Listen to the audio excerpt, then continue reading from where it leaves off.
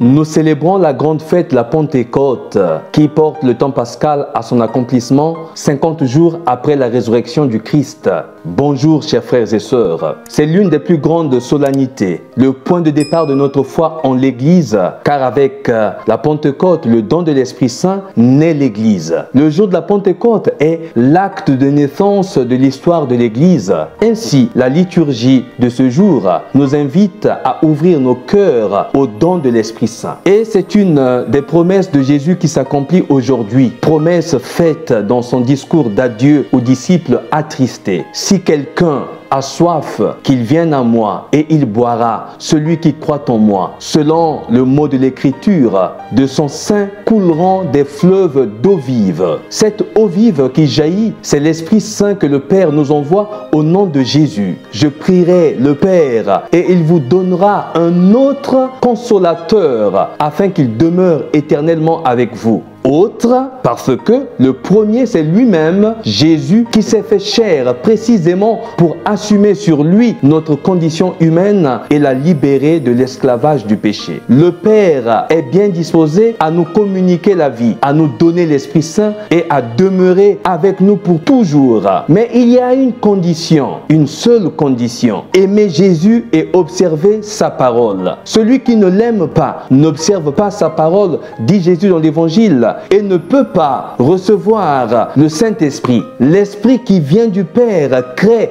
dans le cœur du disciple une nouvelle condition humaine en produisant humilité, amour et unité en l'homme qui le reçoit. Aujourd'hui comme hier, quand l'orgueil des hommes les amène à défier Dieu en construisant la tour de Babel, Dieu confond leur langage pour qu'ils ne puissent plus se comprendre les uns les autres. C'est ce que nous vivons même dans notre monde. L'orgueil de l'homme arrive au paroxysme. L'homme veut construire des tours de Babel, l'arme nucléaire, des murs pour se séparer des autres. Alors à ce moment-là, Dieu évidemment confond le langage humain afin que nous ne nous comprenions plus. Parce que si nous nous comprenons, nous aurons une force de destruction massive. Et pour cela, Dieu confond le langage humain. Mais à la Pentecôte, c'est l'inverse qui se produit. Par la grâce de l'Esprit Saint, les apôtres sont compris de tous les peuples de provenance et langues diverses, de chaque nation sous le ciel. Chacun les entendait parler dans sa propre langue, dans sa langue vernaculaire, dans son dialecte. Ces gens qui parlent ne sont-ils pas tous galiléens? Et comment les entendons-nous? Dans notre propre langue à chacun, dans notre langue maternelle. Voici le contexte historique de cet événement. Tout cela a eu lieu le jour de la Pentecôte juive, fête agricole qui indiquait le début de la moisson et qui ensuite a été confirmée également pour la commémoration de la communication des tables de la loi à Moïse sur le mont Sinaï. En ce jour-là, une multitude de juifs de toutes les nations et ethnies sous le ciel se retrouvaient au temple de Jérusalem pour l'offrande des prémices de leur labeur. Le jour était déjà festif et vif, donc pour la richesse de l'événement, sauf pour un groupe d'hommes et de femmes, et Marie, mère de Jésus, était avec eux. Ce groupe qui était caché dans un refuge en prière, en regardant autour d'eux, en regardant tout autour,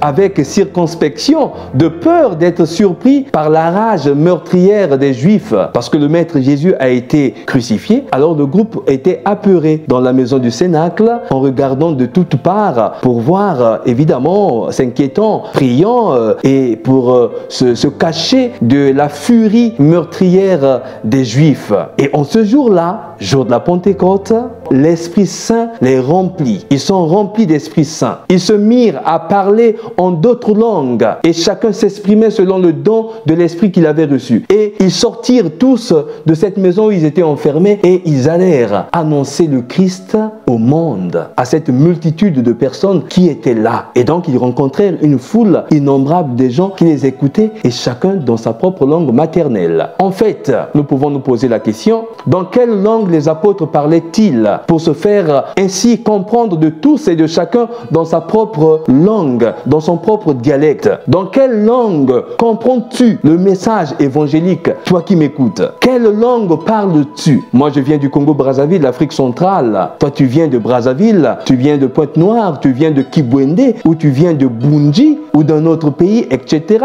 Et tu es ici, tu m'écoutes en ce moment. Quel langage devons-nous parler pour nous faire comprendre mutuellement? Sûrement le langage de l'amour. C'est le langage que tout le monde comprend. C'est le langage que tout le monde aime. C'est le langage que tout le monde attend pour réchauffer les cœurs. Le langage de l'amour. Voilà le vrai sens et le but de la Pentecôte. Parler la même langue, celle de l'amour. Celui qui ne sait pas sincèrement aimer n'est pas en mesure de célébrer cette solennité et ne peut pas recevoir l'Esprit Saint. Cet esprit défait les nœuds de la haine, détruit les barrières de la discrimination et de la séparation, détruit le tribalisme pour nous unir dans l'amour vrai, sincère et fort. À ce point, la diversité n'est plus une menace, mais une richesse dans le monde. L'unité dont parle l'Église, ce n'est pas une uniformité. La diversité n'est pas une menace, mais la diversité est une richesse qu'il faut fructifier, qu'il faut renchérir et consolider. L'Esprit Saint est le maître intérieur qui guide le disciple vers la vérité de l'amour,